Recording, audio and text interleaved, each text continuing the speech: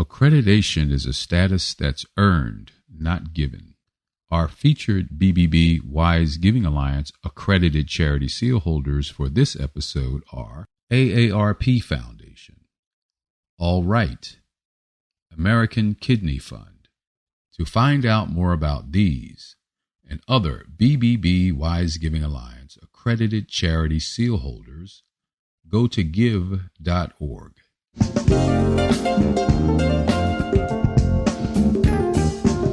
You're listening to the Heart of Giving podcast with Art Taylor, powered by bbbgive.org. Here we explore the motivations that form the basis of giving and service. We inspire generosity and celebrate the transformative effects that giving and service have on the human spirit and on community. The conversations featured on the podcast also uncover giving strategies that educate and provide tools to help listeners make impactful gifts of both their time and money. We hope you enjoy this episode. Welcome to the Heart of Giving podcast, powered by bbbgive.org. Give.org is the nation's standards-based charity evaluator, and it's your one-stop source for information on giving and reports on the most asked about charities. I'm Art Taylor. On our show, we've had a number of episodes that have dealt with the subject of diversity, equity, inclusion, and access.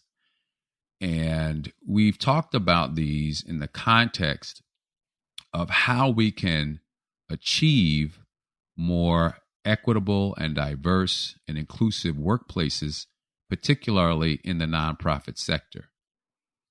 I've offered my perspective on this in previous podcast episodes and other speeches, basically saying that in order to do this well, we have to be open to ideas and really addressing the problem by looking at our systems, processes, cultural mores, values, etc., and asking ourselves, do these actually hold anyone back from achieving their best work? And also recognizing, too, that institutions are places where people of diverse backgrounds have to come, and we all have to adhere to certain rules so that we can't just show up any way we want to, because the organization couldn't function that way. So there's a balance that has to be struck in order to achieve diversity, equity, inclusion, and access, and giving everyone a chance to succeed, and giving the organization the ability to accomplish its goals. Ultimately, when that work is done, an organization can look up and say, this is who we are. And it may not be satisfying to everyone, but at least we know when an organization stands up and says, this is who we know who they are, and we can make decisions about how we want to engage that particular organization. Today, I want to go a little step further. I have with me today a person who actually does DEIA work as a business. And I want to talk with her about her work, how she came to it, and what she's seeing in the environment today that would actually give us hope that perhaps we're moving in the direction that I've talked about in my podcast before, or whether or not we have even more work to do today than we did a couple of years ago when many organizations embarked on their DEIA journeys. With me today is Alpana Chhibber-Zuniga, and she is with Molina Consulting, and her partner, Jesse Molina, and she got involved in this work a couple of years ago.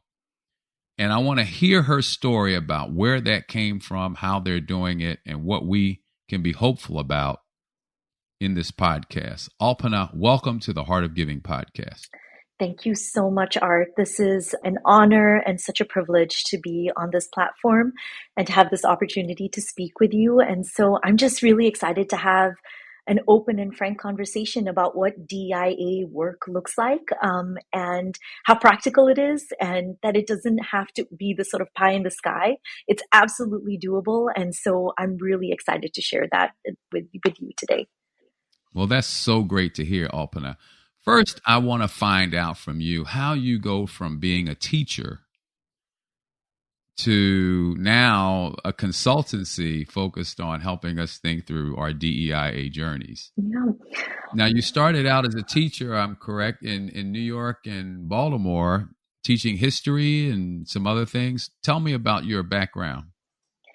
Absolutely. So I have spent over 10 years in the educational sector. I will always call myself an educator, because that is my passion. That is in my blood. My grandmother was an educator. All of my aunts are educators. And so that is very much in my blood. But I'm a former teacher and administrator. So I spent 6 years teaching history and, sort of a little bit of everything regarding history. And I was a dorm parent, and I worked at a boarding school. And then I left that to pursue the life of an administrator. I was the dean of students at a school in Baltimore for 4 years. And it's just so interesting the way the universe works is my second year into being the dean, the pandemic hit. And, I had to sort of rethink, along with a really great group of folks who I worked with, like, what does education look like now? Right? Because we weren't receiving a ton of guidance from the Department of Education. And so it was a little bit of like, okay, you got to get creative. This is a really amazing opportunity to figure out what school is going to look like for these kids for the foreseeable future.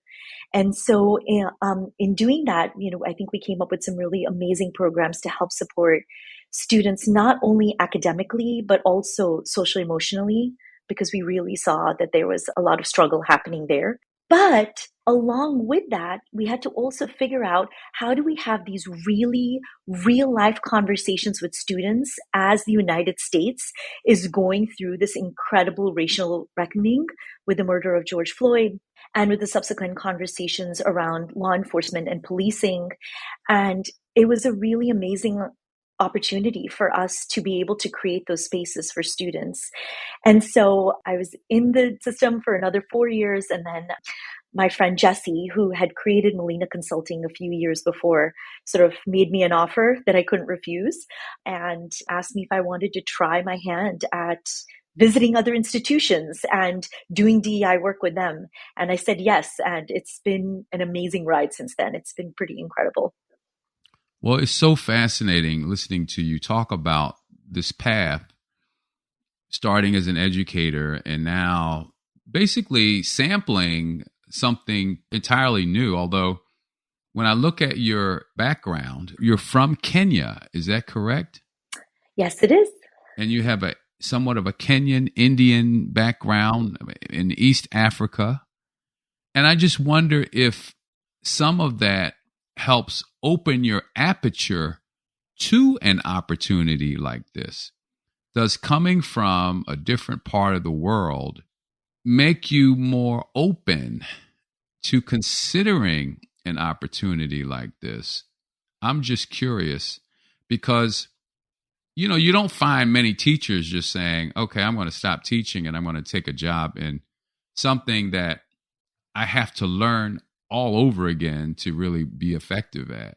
You have to somewhat be open to the possibility of doing it and find great meaning in it. Do you think there's anything in your past, in where you were born, how you came to this country, that makes that path logical and meaningful for you? Absolutely. My brother, sister, and I are third generation Kenyan Indians. My father was born in East Africa. My grandmother was born in East Africa. Her father and her mother were brought over by the British during the building of the railroads in Kenya. And yeah, I think our story is very much the story of immigrants, right? You come to a country. So for us, you're coming to the United States. My knowledge, very frankly, of the US was what I had seen on the TV.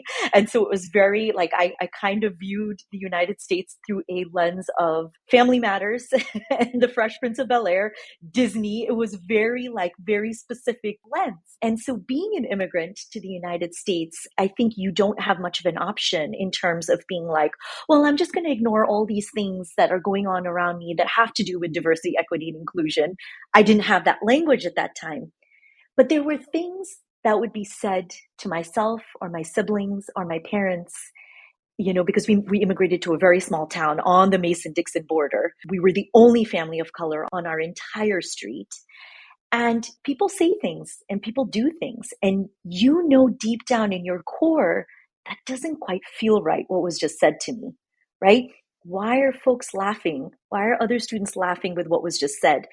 And so I feel that being an immigrant to the United States allowed me to really tap very deeply into empathy, right? I don't have a choice, right? I can sit there and be like, well, I'm going to move past this and I'm going to do what I need to do and that'll be it. But I really feel that being an immigrant really put me in this position where I was like, wow, I feel really bad for myself, but also like, I really feel bad for others that this happens to, right? Whether it's racism or whether it was sexism or what have you. And so that I feel was the true reason and what really led me into education and into teaching, because I think my teachers, the ones that looked out for me as a 12-year-old Kenyan Indian student who was just trying to figure out what it means to be American, my teachers were the ones that created a sense of safety and showed me love and showed me care and didn't allow for things to be said to me and didn't allow for spaces to be unsafe. They made sure that I was happy. And through that, I think a lot of students viewed that behavior. And in turn, it was sort of like modeling, right? The teachers modeled, this is how we treat others. And that's what a lot of students ended up doing too. And that's how I made friends. But I remember thinking very distinctly in college that I wanted to do that too. That I was on this path to becoming a doctor. I was pre-med. And I felt like teaching was this calling that I needed to answer, primarily because I realized how much teaching had helped me and how much my teachers had helped me and how much they'd essentially saved me when I was in middle school and high school, and that I wanted the opportunity to be able to do the same for others. You hear that story a lot. I hear that story particularly among people of color. Yeah. Who when they want to start a career, their first orientation is, I want to teach. Because for many of us, the authority figures that we know are teachers, religious leaders. We don't often get to experience a broad spectrum of professions and get to know leaders who impact our lives in a way that they can for people who are in the majority.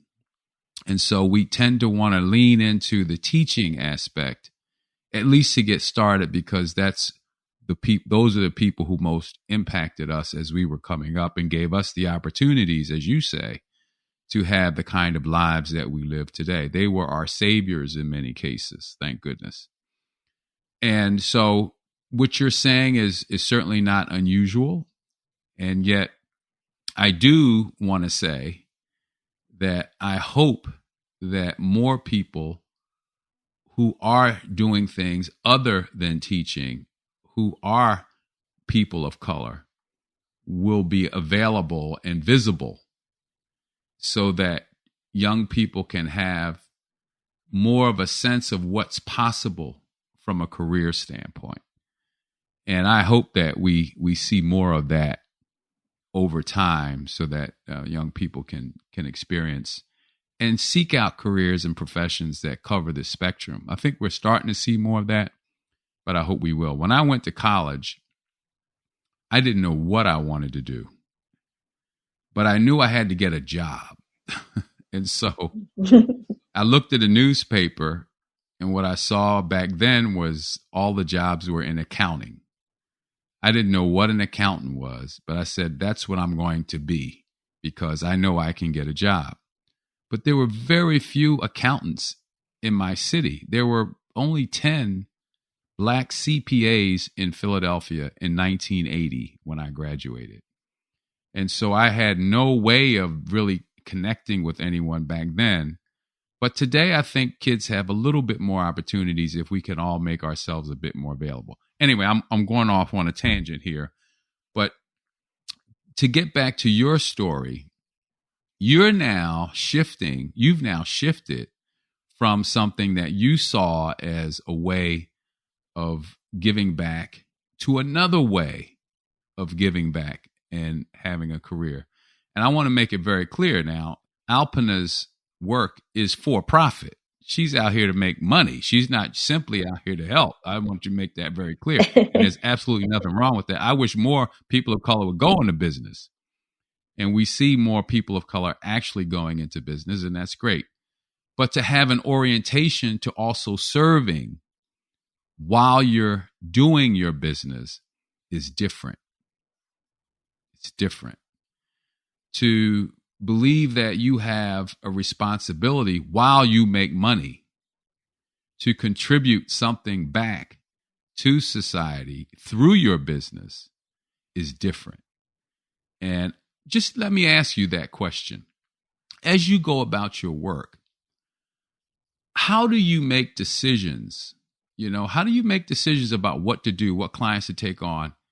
And does that decision-making process rest to some extent on what you're able to contribute back?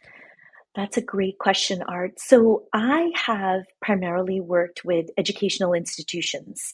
So a lot of schools that are looking for and asking for support in training faculty, in training their boards, in working with parents, in supporting students.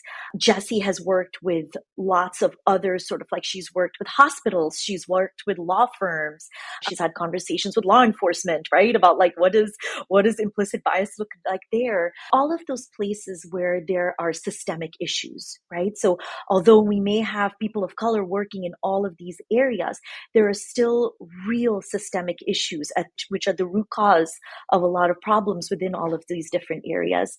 And so when I'm about to work with a client, really, it's just, I always have a pretty significant meeting with them, and I get to know who they are. I get to know the culture of the school very specifically. I get to know just what it is that they're looking for, and then I create a plan that's very specific to them. What happened was that when DEI work was becoming monetized, right? So when folks were starting to create companies, there were a lot of companies doing DEI work, but that were white owned.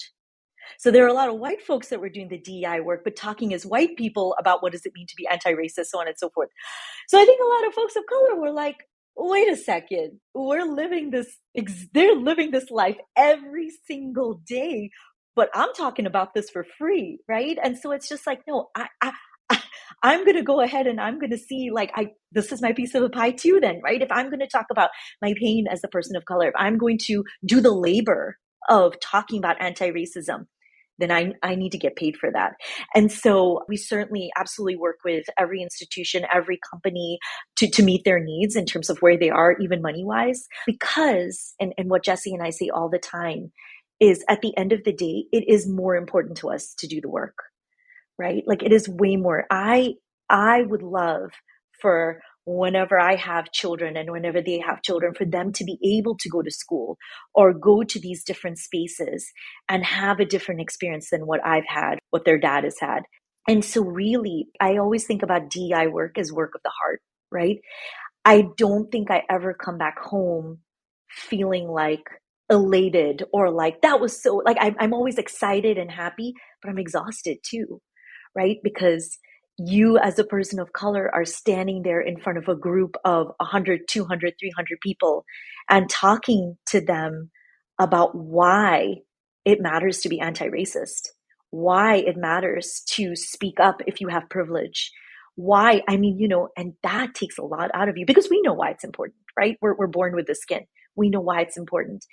And so it is work of the heart. And I believe that if I didn't believe in this and if I didn't love it and if I wasn't passionate about it, I just wouldn't do it. But I just know that I've seen the benefits of it. I've seen lives change. Students, kids, if kids are able to talk about racism, if they're able to talk about what it means to be anti-racist in a really age-appropriate way, they're changed. They will be the way that they will grow and the kinds of adults that they will be, how much less work will have to be done then. As I think about my experiences, my work experiences, what have you, I think about how I was as a teacher and then how I was as a dean. And my work was always through a DEI lens, right? So if we're going to talk about oppression, then we're going to talk about all sorts of oppression, right? If I'm going to be the dean, then we're going to talk about what it means to be a dean through a DEI lens, right? And it's not just going to be about don't run into hallways or don't do this or don't do that. It's going to be about how can I hope that after 3 years in middle school, you are going to be the best possible human you can be. This is sort of the passion we try to share with schools as best as we can and do our work and go home then.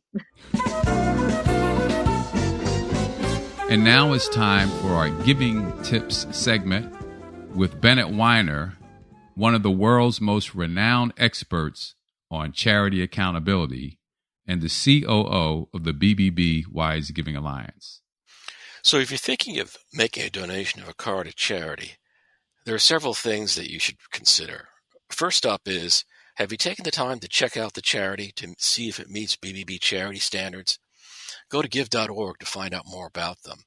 If there isn't a report available, have you taken the time to check out their website to see what they do, if this is the type of organization that you want to support? The other thing I would say is see how the charity financially benefits from the transaction of this car donation. Don't assume the car is going to be given to poor people or used directly by the charity. The car is going to be sold at auction, and the charity gets part of that resale of the car. And you won't know how much is going unless they tell you up front or unless you ask. There are also other issues to consider about the deductibility of your gift. There's various information available on the IRS website, and you have to look up IRS Form 8283, which is going to require you to fill out some information about in-kind donations above a certain value that you're going to be deducting. And that's also important to follow the IRS rules.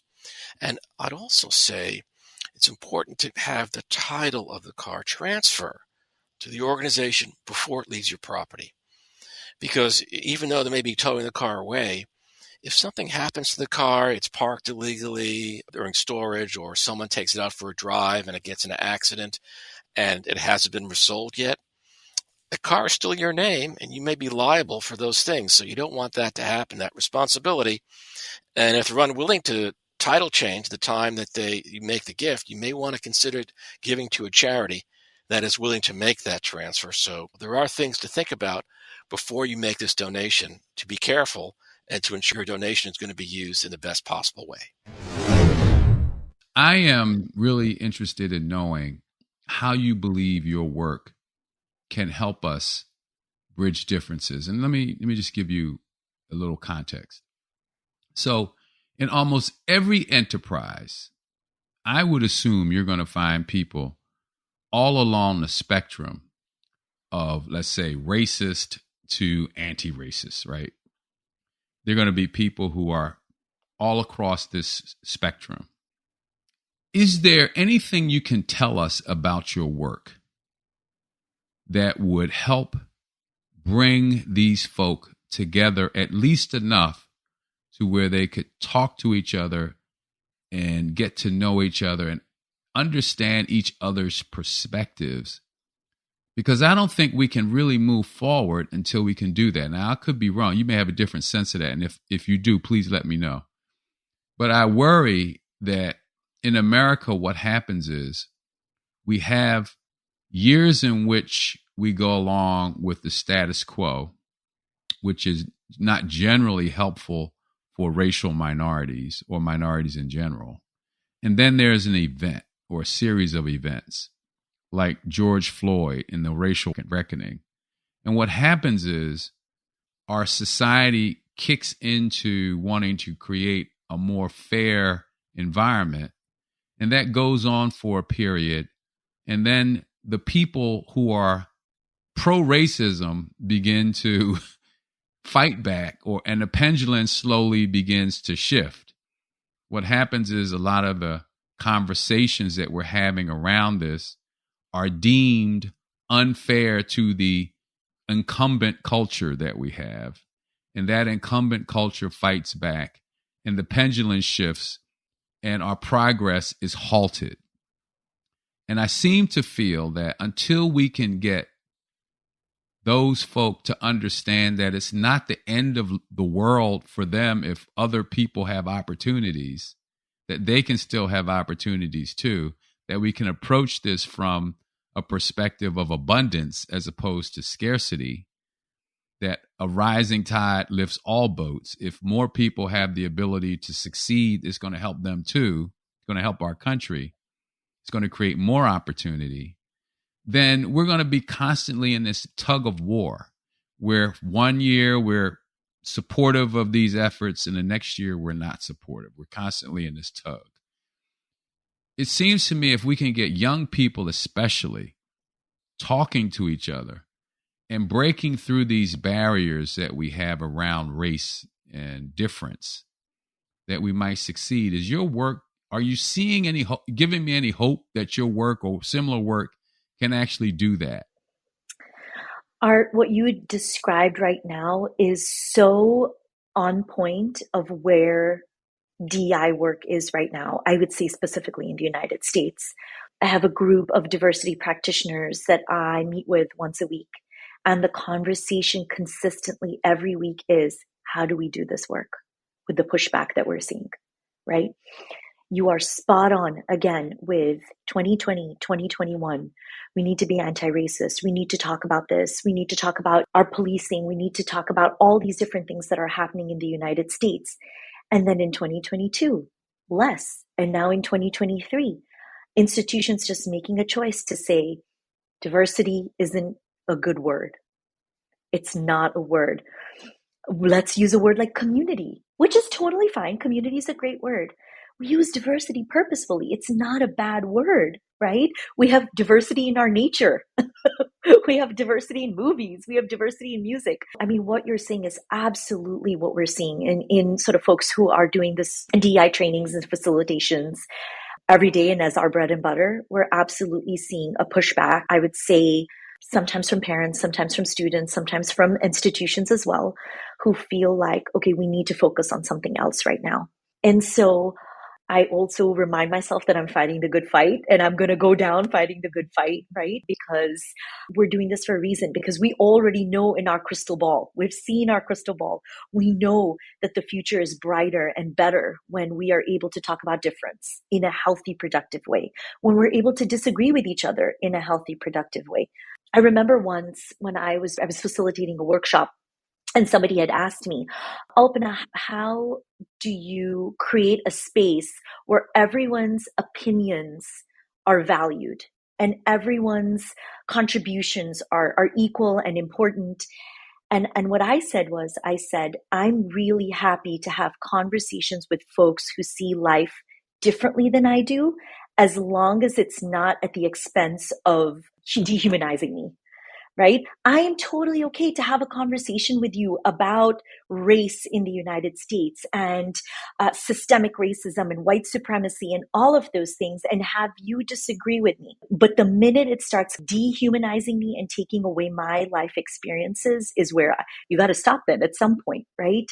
But I think that there have been plenty of institutions and plenty of schools who have said, we started this work, we're going to continue doing this work, because we know that our faculty are better, our students are better, our parents are better, and our community is better when we create really purposeful, meaningful spaces to have these really tough conversations and bring professionals, right? That's something that I always say. If it feels overwhelming as an institution to have this conversation, bring a professional. We're here for that reason. We're here to create those spaces and really meaningful workshops and what have you, so that we can have that and we can have sort of that goal achieved of what you're looking for, which is sort of like a never-ending thing. I think right now it has seemed really bleak with the pushback, but I always have hope. Yeah. Well, keep the hope alive for sure. I want to ask you about some of the work you do around restorative justice. Yeah.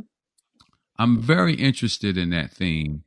A few podcasts ago, I had a conversation with a couple of women on the theme of reparations. Yes. And it was very interesting because, you know, reparations can be a very incendiary word among some folk.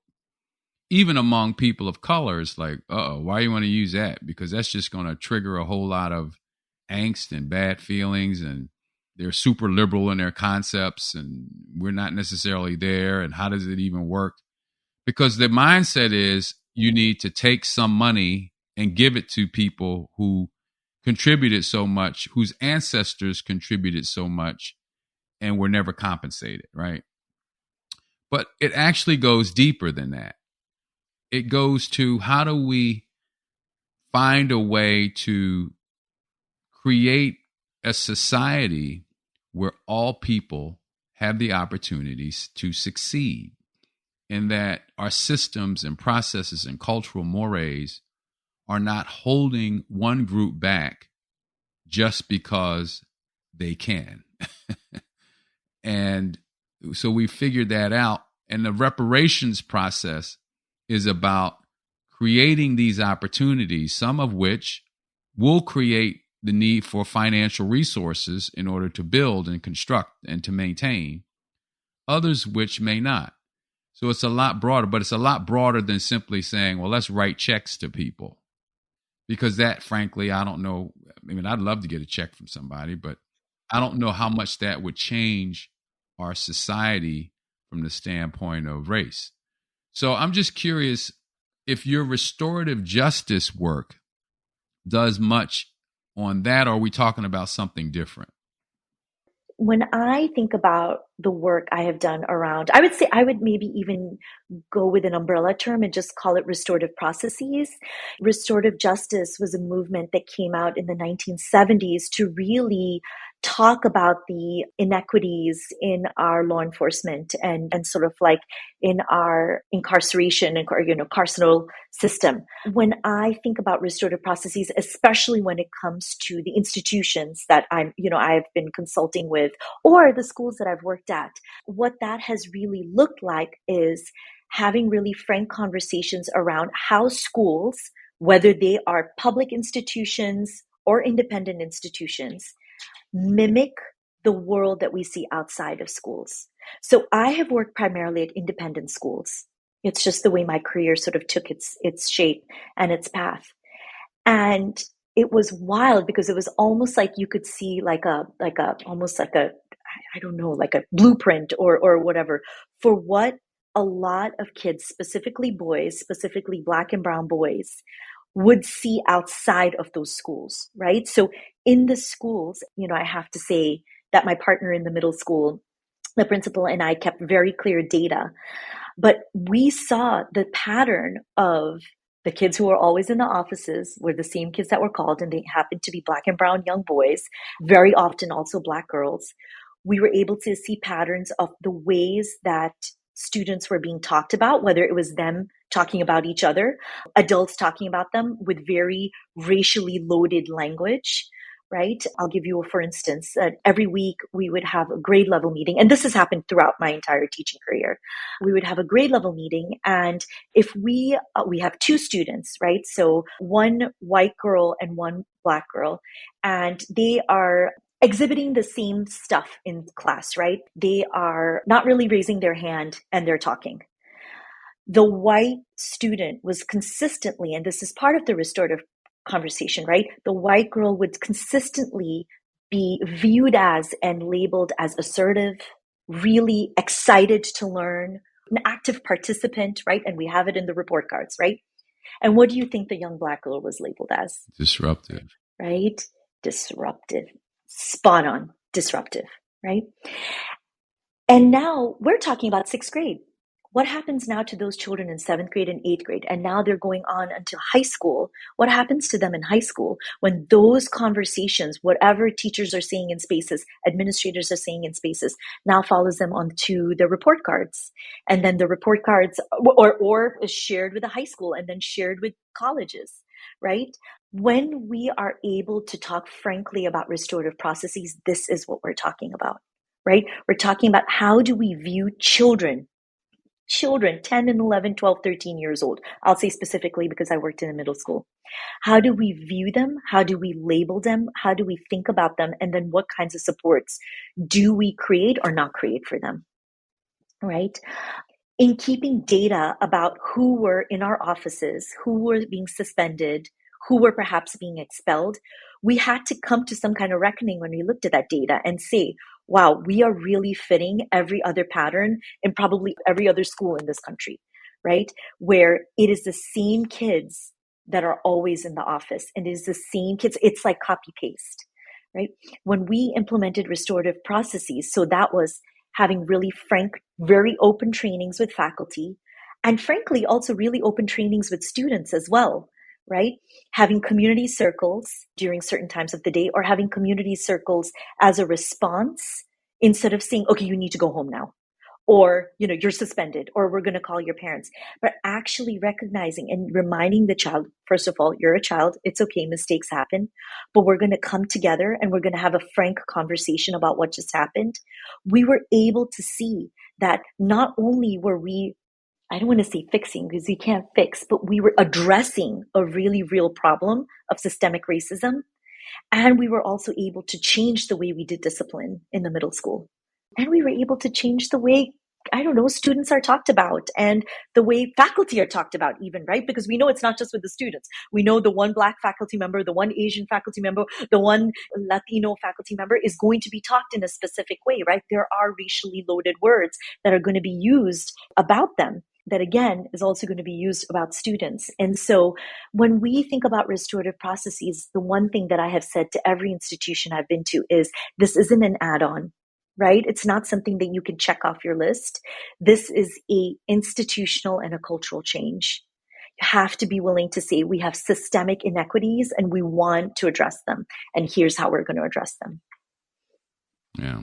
Well, I think your work around dealing with things like bias and microaggressions probably leads to a lot of that work that can be so transformative for institutions like schools, where there are children who don't even know what's happening to them, and yet they know something is not right, right? They know there's a lack of fairness going on, and they're suffering from that. So kudos to your work for doing that. And I want to just close out the interview by asking you to give me your sense of the future if you have to project, right? If you have to project based on your work today and what you're seeing, where are we 5 years, 10 years from now as a result of what you're doing? Well, I will say that as adults, we tend to be 10 steps behind students and children. So although parents, educators, administration, whatever it might be, very specifically for schools and then outside of schools, adults might feel like we need to put a pause on talking about diversity, or diversity is a bad word, or what have you. Our students, our kids are having these conversations. They're having these conversations on social media. They're having conversations with each other, and they need that guidance and they need that support. So I would really love to think that if we create those spaces, then all young folks today are going to keep taking that work forward. They're going to keep having really amazing conversations and making change around race and gender and the ways that we view class in the United States. I mean, I'm just sort of looking at our government and what Gen Zs are now doing for the government who are being voted in. And so I'm very hopeful. I feel like there are many moments where there is fear, especially as we think about the election cycle that is coming up, right? But that's why we need to have these conversations. And that's why we need to create spaces for these conversations for adults and very, very importantly for young folks, because they need the words, they need the language, they need the ability they need spaces to be able to work things out and think critically. And so I'm really hopeful. I'm really, really hopeful. And I think no matter how many times DEI work is pushed back on, I know that there are plenty of folks that are still doing that work, right? We do it in pockets, we do it quietly, we do it really loudly in the streets, but we're doing it. And I have a lot of hope. I think it's meaningful and I think it's beautiful work. And again, it's work of the heart. And that's why I'm going to keep doing it until I can't do it anymore. Wonderful. Alpana, thank you for doing this. Thank you so much, Art. Thank you. I really appreciate you coming on and giving us your time and your wisdom on this really important topic, a topic that is as I said, being challenged right now. And we have to keep the flame burning. We have to help people understand that it's not the end of the world. If we're talking about things like privilege, it doesn't mean that you're not going to be privileged anymore. Just living in this country to some extent is a privilege when you compare it to other places on the globe. So we're not going to be unprivileged. What we're doing is creating ways for you to be even more privileged because we're all going to succeed. And I just appreciate so much that you took this risk to leave something that was very comfortable for you in the education space and branch out because you had in your heart to do something that could be even more powerful and meaningful to people in our society and to help our society heal on this issue of race. So just thank you for that. Now, we've come to the end of the show, and I just want to let everyone know that the Heart of Giving podcast is a weekly podcast. It comes out every Tuesday, but of course you can get it any day. All you have to do is go to any major podcast platform and look for the Heart of Giving podcast.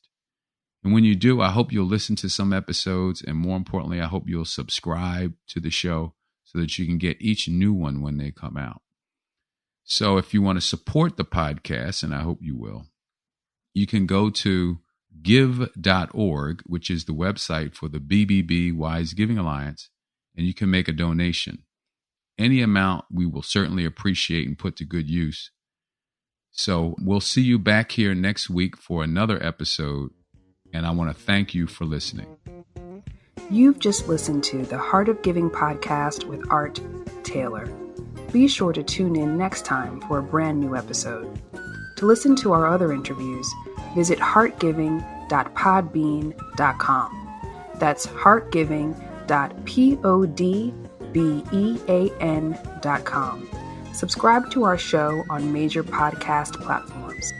The thoughts and opinions expressed on this podcast are the views and opinions of the guests, not those of the BBB Wise Giving Alliance or program affiliates. This podcast is for information and educational purposes only and is copyrighted with all rights reserved. This podcast is protected by Podbean's terms of service.